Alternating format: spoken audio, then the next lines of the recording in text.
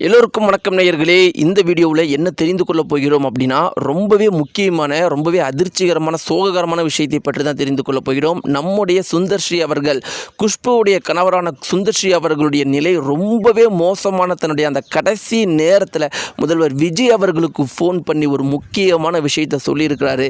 இதுதான் இன்றைக்கி சமூக வலைத்தளங்களில் மிக பெருமளவுக்கு பரபரப்பாக போயிட்டுருக்குது. எல்லாத்துக்கும் மேலே முதல்வர் விஜய் அவர்கள் ஒரு கொடுத்த ரிப்ளை தான் எல்லாரையுமே அதிர்ச்சி அடைய வச்சிருக்குது. சுந்தர்சி தன்னுடைய கடைசி நேரத்தில் முதல்வர் விஜய் அவர்கள்கிட்ட என்ன சொன்னாரு, முதல்வர் விஜய் அவர்கள் என்ன பதில் சொன்னாரு, இந்த அளவுக்கு பரபரப்பை ஏற்படுத்தின அளவுக்கு என்ன சொல்லியிருக்காரு அப்படிங்கிறதை பற்றி நம்ம தெரிஞ்சுக்கலாம். நேயர்களை வாங்க வீடியோக்குள்ள போகலாம். நீங்கள் நம்முடைய சேனலுக்கு புதியவராக இருந்தால் மறக்காமல் சப்ஸ்கிரைப் பண்ணுங்க. நேயர்களே, சுந்தர்சியுடைய வாழ்க்கையை பொறுத்த வரைக்கும் பார்த்தீங்கன்னா தொடர்ந்து கடந்த 2-3 மாதங்களாக பிரச்சனைகள் மட்டும்தான் வந்துட்டு இருக்குது.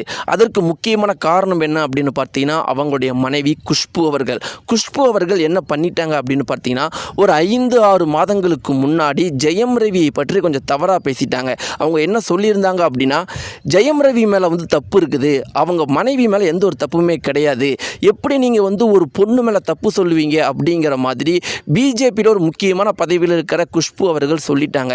ஆனால் நம்முடைய ஜெயம் ரவி அவர்கள் ஒரு இன்டர்வியூ கொடுத்துருந்தாரு. அந்த ஒரு இன்டர்வியூவில் வெடித்து தள்ளி இருந்தார். அப்போ நடுவில் என்ன சொல்லிவிட்டார்னா, 4-5 புருஷன் வச்சிருக்கிறவங்களாம் என்னை பற்றி பேசுகிறதுக்கு தகுதியே கிடையாது, ஒரு புருஷன் வச்சிருக்க மட்டும்தான் என்னை பற்றி பேசணும், 4-5 புருஷன் வச்சிருக்கவங்களுக்கு என்ன தகுதி இருக்குது என்னை பற்றி பேசுகிறதுக்கு அப்படின்னு ஒரு விஷயத்தை சொல்லிட்டாரு. ஆனால் அவர் யாருன்னெலாம் அந்த ஒரு பேட்டியில் குறிப்பிடலை.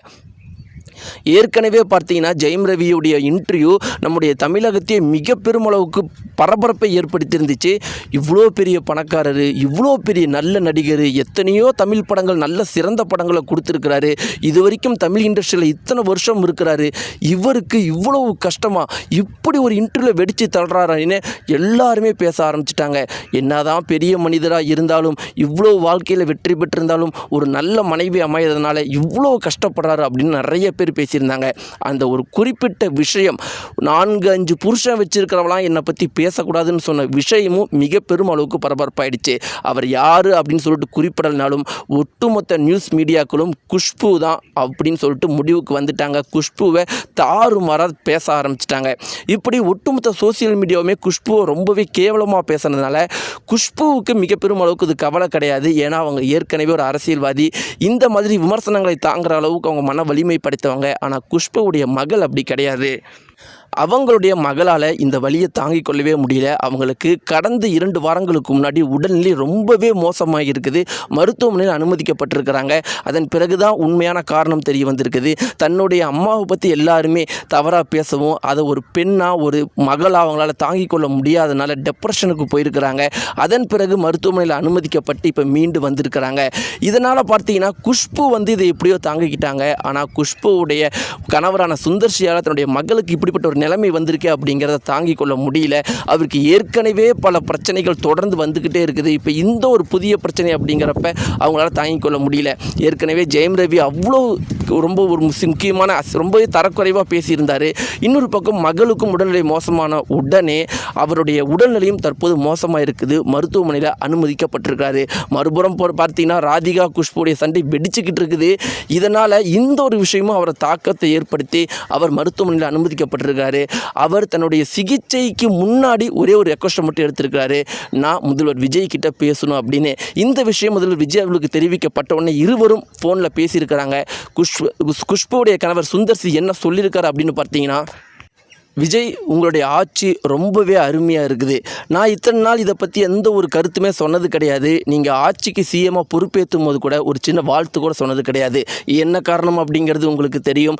என்னுடைய மனைவி பிஜேபி அப்படிங்கிற கட்சியில் பதவி வைக்கிறதுனால எதுவுமே சொல்ல முடியல. ஆனால் எனக்கு என்னமோ இன்றைக்கி உங்கள்கிட்ட சொல்லணும், எனக்கு இந்த மருத்துவமனை இதெல்லாம் வரும்போது எனக்கு ஒரே ஒரு விஷயம் தான் ஞாபகம் இருந்துச்சு. ஒருவேளை இது நம்முடைய கடைசி விஷயமா இருந்தால் இந்த ஒரு நல்ல விஷயத்த கூட சொல்ல முடியாமல் போயிட்டா எப்படி அப்படிங்கிறத நினச்சி தான் உங்களுக்கு நான் சொன்னேன்.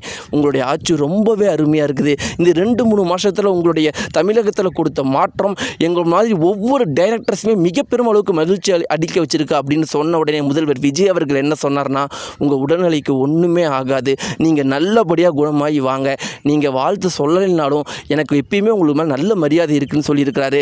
சுந்தர் சி இப்போ நல்லபடியாக உடல்நிலையோடு திரும்பி வந்திருக்காரு. இந்த ஒரு குறிப்பிட்ட விஷயம் மிக பெரும் அளவுக்கு வைரலாக போயிட்டு இருக்குது. நேயர்களே, குஷ்பு அவங்களுடைய செயலையும் சுந்தர் சி அவர்கள் முதல்வர் விஜய் அவர்கள்கிட்ட கடைசியாக சொன்ன விஷயமும் நம்முடைய முதல்வர் விஜய் அவர்கள் கொடுத்த பதிலை பற்றி உங்களுடைய கருத்துக்களை மறக்காமல் கமெண்ட் பாக்ஸில் தெரிவிங்க. நன்றி.